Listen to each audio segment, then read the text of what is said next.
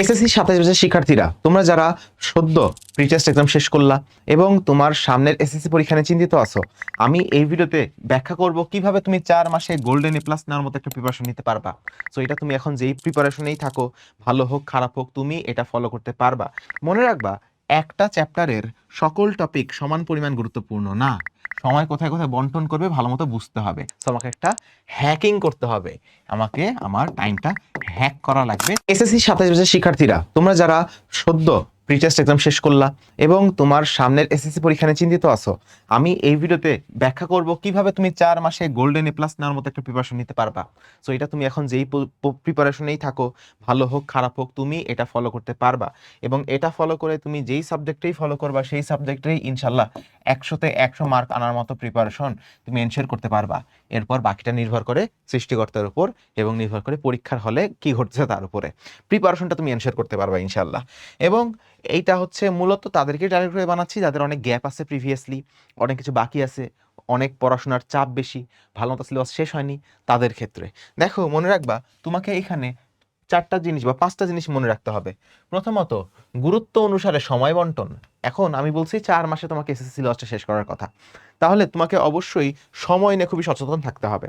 মনে রাখবা, একটা চ্যাপ্টারের সকল টপিক সমান পরিমাণ গুরুত্বপূর্ণ না।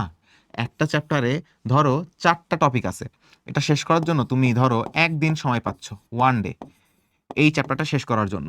এখন তুমি যদি চাও যে এইখানে যে 4টা টপিক আছে, সেই 4টা টপিকেই আমি সমান পরিমাণ সময় দিব, যে এইটা আমি পড়বো হচ্ছে 2 ঘন্টা, এইটা আমি পড়বো হচ্ছে 2 ঘন্টা, এটা আমি পড়লাম 2 ঘন্টা, এবার 2 ঘন্টা করে আমি 8 ঘন্টা পড়াশোনা করব। আমি প্রত্যেকটা টপিকে 2 ঘন্টা করে দিয়ে আমি এটা শেষ করব। তাহলে কিন্তু তুমি খুব ভুল একটা ধারণার মধ্যে ঢুকে যাবা। আমি তোমাকে বলতেছি কেন। আরেকটা কালার দিব, বলো তো, নীল হলুদ হয়েছে, কমলা হয়েছে, আরেকটা হচ্ছে আমরা দিচ্ছি ধরো হলুদ দিয়ে দিই, হলুদ দিয়ে দিই। তুমি প্রত্যেকটা টপিকে সমান সময় দিতে পারবা না। ধরো, আমি জানি বা আমি টেস্ট পেপারটা ঘাটছি, টেস্ট পেপার খুলে আমি প্রশ্নগুলো দেখছি যে কোন টপিক থেকে প্রশ্ন আসে। আমি দেখছি যে 2 নাম্বার টপিক থেকে খুব বেশি পরিমাণ প্রশ্ন আসে, 1 নাম্বার থেকেও বেশি আসে, 3 নাম্বার থেকে অল্প পরিমাণ আসে, 4 নাম্বার থেকে খুবই কম প্রশ্ন আসে। তাহলে আমার সময় বন্টনটা এরকম হয় যাবে না। আমার সময় বন্টনটা হইতে হবে যে 2 নাম্বার থেকে সবচেয়ে বেশি প্রশ্ন আসে, সো আমি 2 নাম্বারে সবচেয়ে বেশি পরিমাণ সময় দিব। সো আমি 2 নাম্বারে সবচেয়ে বেশি পরিমাণ সময় আমি দিব 2 নাম্বারে। এবং 1 নাম্বার থেকেও প্রশ্ন আসে, তবে 2 নাম্বারে চেয়ে একটু কম প্রশ্ন আসে দেখছি গাইডে ধরো, তাহলে আমি 1 নাম্বারেও সময় দিব মোটামুটি, এখান থেকেও যেহেতু প্রশ্ন আসে। 3 নাম্বারে খুবই কম পরিমাণ প্রশ্ন আসে, আমি এখানে অল্প পরিমাণ একটু সময় দিচ্ছি। এবং 4 নাম্বারে আরও কম প্রশ্ন আসে, আমি এখানে খুবই কম পরিমাণ সময় দিব। এতে করে কি হবে, যেইখান থেকে বেশি পরিমাণ প্রশ্ন আসে সেইখানে তুমি বেশি সময় দেওয়ার কারণে এখানে তুমি বেশি পরিমাণ দক্ষ হয়ে উঠছো। এখান থেকে প্রশ্ন মোটামুটি শিওর আসবে এবং তুমি এখানে খুব হাই একটা মার্ক অ্যাচিভ করতে পারবা। তোমার অ্যাকুরেসি অনেক ভালো হবে, তোমার সলভ করার স্পিড অনেক ভালো হবে এবং পরীক্ষায় ভুল হওয়ার সম্ভাবনা অনেক কম থাকতেছে। Same goes for this one, এখানেও তুমি অনেক সময় দিছো। এইগুলাতে পরীক্ষায় আসার চান্স কম এবং ম্যাক্সিমাম ক্ষেত্রে না আসারই সম্ভাবনা সবচেয়ে বেশি। এইগুলো তুমি মোটামুটি পারো, এইগুলো তুমি মোটামুটি পারো, এখান থেকে অনেক কম কম প্রশ্ন আসে। সো এইগুলা তুমি করে ফেলতে পারবা, তুমি তো পড়ছো, তুমি করতে পারবা। হয়তো তোমার সময় একটু বেশি লাগবে, হয়তো তোমার সময় একটু বেশি লাগবে, কিন্তু তুমি এখন একটু লজিক্যালি চিন্তা করো। আমার তো পুরা কোয়েশ্চেন পেপারের সবগুলো চ্যাপ্টার থেকে এই টপিকগুলো থেকেই ধরো 80% বা 85% কোশ্চিন আসবে, যেখান থেকে প্রিভিয়াস ইয়ারলেও বেশি পরিমাণ প্রশ্ন আসছে। এগুলো তুমি খুব ভালো মতো করছো। নতুন কি কি টাইপের প্রশ্ন হইতে পারে, স্কুলে কি কি কঠিন প্রশ্ন আসতে পারে এইসব জায়গা থেকে, এই পার্টটাতে তুমি অনেক ভালো মতো পড়ছো। সো এই যে 85% কোশ্চিন যেসব জায়গা থেকে আসবে চ্যাপ্টারগুলার, সেই জায়গাগুলোতে তোমার দক্ষতা আছে, 85% তুমি খুব অ্যাকুরেটলি অ্যান্সার করতে পারতেছো। আর বাকি যে 15% প্রশ্ন বিভিন্ন চ্যাপ্টারে যেসব এই যে ছোট জায়গাগুলো থেকে আসে, এই জায়গাগুলোতে তোমার মোটামুটি দক্ষতা আছে। এখানে 15%-এর মধ্যে তুমি হয়তো বা, আমি একদম খুবই কম ধরলাম, 7 থেকে 8% অ্যাকুরেটলি করতে পারছো। তাও কিন্তু তুমি খুব ইজিলি 92 থেকে 93%, 92 থেকে 93% কিন্তু তুমি অ্যাচিভ করে ফেলতে পারবা। এবং এটা আমি কিন্তু কমায় ধরছি, মনে আছে? যেই মোটামুটি টাইপের প্রশ্ন আসবে তুমি হয়তো ওগুলো স্কিপও করতে পারো। আমাকে তো 8টার মধ্যে 8টা অ্যান্সার করা লাগে না, 8টার মধ্যে 5টা সৃজনশীল অ্যান্সার করা লাগে। সো যেগুলা বিভিন্ন চ্যাপ্টারের এসব কম গুরুত্বপূর্ণ জায়গা থেকে আসছে, মোটামুটি দক্ষতা, ওগুলো করলাই না, বাদ দিয়ে দিলা, তাহলে তোমার অ্যাকুরেসি আরো বেড়ে যাবে। তুমি কিন্তু সৃজনশীলে চাইলে 50-এ 85 মার্ক অ্যাচিভ করে ফেলতে পারবা। এবং এমসিকিউতে ধরো এইসব কম গুরুত্বপূর্ণ জায়গা যেখানে কম সময় দিচ্ছ সেখান থেকে এমসিকিউ আসছে, এই জন্য তোমার 2-3টা ভুল হয়েছে, তাও কিন্তু তুমি 96 থেকে 97 পাওয়ার মতো প্রিপারেশন নেওয়া তোমার পক্ষে সম্ভব। শুধু তোমার মধ্যে ইচ্ছা শক্তিটা থাকতে হবে, সময়ের বন্টনটা ঠিকমতো করতে হবে। আর এভাবে এভাবে করলে সময় কি, তো এখান থেকে প্রশ্ন আসে, এটাও ভালো মতো পড়ছো, মানে ভালো মতো পড়া হয়নি, কম সময় দিছো, এখান থেকে প্রশ্ন কম আসবে, এখানেও ভালো মতো সময় দিছো, মানে দুয়ের সমান সময় দিছো, ফলে এইটাও তুমি মোটামুটি পারো, এইটাও তুমি মোটামুটি পারো। এখান থেকেও প্রশ্ন আসছে প্রচুর পরিমাণ, এখানেও তুমি ভুল করছো, এখানেও তুমি ভুল করছো, তোমার কিন্তু ভরাডুবি অবস্থা। সো এই জন্য বিচক্ষণের মতো সিদ্ধান্ত নিতে হবে, সময় কোথায় কোথায় বন্টন করবে ভালো মতো বুঝতে হবে। এবং এটা তুমি কিভাবে পারবা, এটা কিন্তু জাস্ট টেস্ট পেপারটা অ্যানালাইসিস করলেই পারবা, টেস্ট পেপারটা খুলে অ্যানালাইসিস করলেই তুমি এই জিনিসটা বুঝে ফেলতে পারবা। এরপরে আসো, যতটুকু দরকার ততটুকু, আমার এখন ঈশ্বরচন্দ্র বিদ্যাসাগর হয়ে লাভ নেই, আমি এখন আমার যতটুকু দরকার ঠিক ততটুকুই পড়াশোনা করব।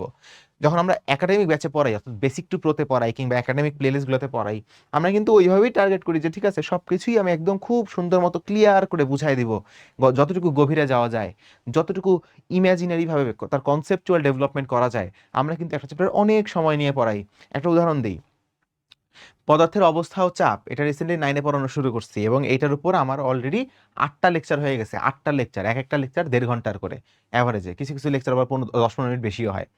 সো আমি কিন্তু অনেক, প্রায় কত ঘন্টা, প্রায় 14 ঘন্টা বা 12 ঘন্টার মতো পড়াই ফেলছি, 12 ঘন্টার মতো পড়াই ফেলছি, আর একটা এনসিইউ ক্লাস নিব। সো এই 13 ঘন্টা ধরে আমি একটা চ্যাপ্টার পড়াইছি। কিন্তু তোমার যখন তুমি 4 মাসে প্রিপারেশন নিতে নিতে চাচ্ছ, তখন কিন্তু তোমার একটা চ্যাপ্টারে 13 ঘন্টা দেওয়ার সময় নাই, একটা চ্যাপ্টারে তুমি হয়তোবা 6 ঘন্টা, 7 ঘন্টা, 8 ঘন্টা দিতে পারবা। তো সময় একটু কম, তাহলে সময়টা কমাবো কোন জায়গা থেকে, যেখান থেকে প্রশ্ন কম আসে সেখান থেকে। তাহলে তুমি ভালো একটা রেজাল্ট করতে পারবা, ভালো একটা প্রিপারেশন নিতে পারবা কম সময়ে। অবশ্যই সবগুলো টপিকই খুব ভালো মতো পড়া ভালো, বাট সময়টা নাই। সো আমাকে একটা হ্যাকিং করতে হবে, আমাকে আমার টাইমটা হ্যাক করা লাগবে, যেটা আমি এই প্রসেসে করতে পারবো। অবশ্যই যে সবগুলো টপিক খুব ভালো মতো এত সময় নিয়ে পড়ছে, সে অবশ্যই সবকিছু ভালো মতো পারবে, বাট তুমি এইভাবে করেও খুব যে বেশি পিছায় থাকবা এমনটা কিন্তু না। ভালো একটা মার্ক অ্যাচিভ করতে পারবা, অ্যাটলিস্ট 96-97 অ্যাচিভ করতে পারবা যদি তুমি চেষ্টাটা করো। ওকে, ও 100 পাইলো সমস্যা নেই, আমি তো 96-97 পাচ্ছি, তাহলে খারাপ কি এটা। দ্বিতীয়ত, স্পেসড রিপিটেশন। এখন সময় হাতে অনেক কম, তোমার এমন হবে না যে সিলেবাস শেষ করে তোমার হাতে 3-4 মাস সময় আছে, তুমি খুব ভালো মতো সবকিছু রিভিশন দিচ্ছ, এই চান্সটা কম।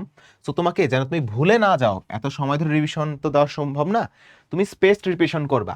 সবসময় মনে রাখবা, তুমি যেই পড়াটা পড়তেছো সেই দিন রাতে, দ্যাট নাইট, একবার করে রিভিশন দিবা, রাতে ঘুমাইতে যাওয়ার আগে সারাদিনের পড়াটা একবার চোখ বুলায় যাবা নোট খাতা থেকে। এটা গেল ফার্স্ট। এরপরে 1 সপ্তাহ পরে কোনো একটা শুক্রবারে বা শনিবারে তোমার সুবিধা মতো একটা সময়ে তুমি তুমি 1 সপ্তাহ পরে আরেকবার রিভিশন দিবা। এবং এইখানে চেষ্টা করবা যে যদি কোনো ম্যাথামেটিক্যাল সাবজেক্ট হয়, যেমন ফিজিক্স, তারপরে কেমিস্ট্রি, ম্যাথামেটিক্স, এইসব টপিকগুলো, তারপরে আইসিটিতে কিছু কিছু চ্যাপ্টার আছে, এইসব টপিক যদি রিভিশন দিতে হয়, প্রত্যেকটা কনসেপ্ট থেকে 1টা 2টা করে অঙ্ক করে ফেলার। এই অঙ্ক করে ফেললে তোমার ওই কনসেপ্টের সূত্রগুলো মনে হয়ে যাবে, ওই কনসেপ্টে কীভাবে অঙ্ক আসে সেগুলো কীভাবে সলভ করতে হয় সেটা মাথার মধ্যে চলে আসবে, তোমার খুব ভালো একটা রিভিশন হবে। সূত্র দেখার চেয়ে সেই সূত্র দিয়ে অঙ্ক করা বেটার। সো 1 সপ্তাহ পরে তুমি একটা দিন রাখবা, সেই দিনে বা পুরা সপ্তাহের পড়াটা তুমি চেষ্টা করবা ভালো মতো প্র্যাকটিস করে রিভিশন করার।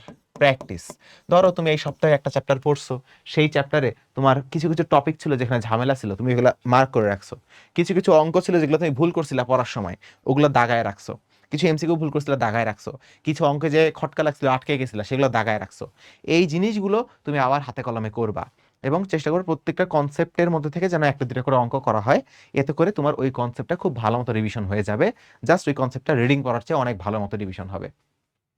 এবং তৃতীয়ত মনে রাখবা যে তুমি যে এই 4 মাস বা 4.5 মাস ধরে পড়বা, এইখানে প্রত্যেক মাস শেষে তুমি 2 দিন 3 দিন রাখবা, বা অ্যাটলিস্ট 2 দিন রাখবা, যেই 2 দিন তুমি 1 মাস পর পুরো মাসের পড়া একবার চোখ বুলায় রিভিশন করবা। ঠিক আছে?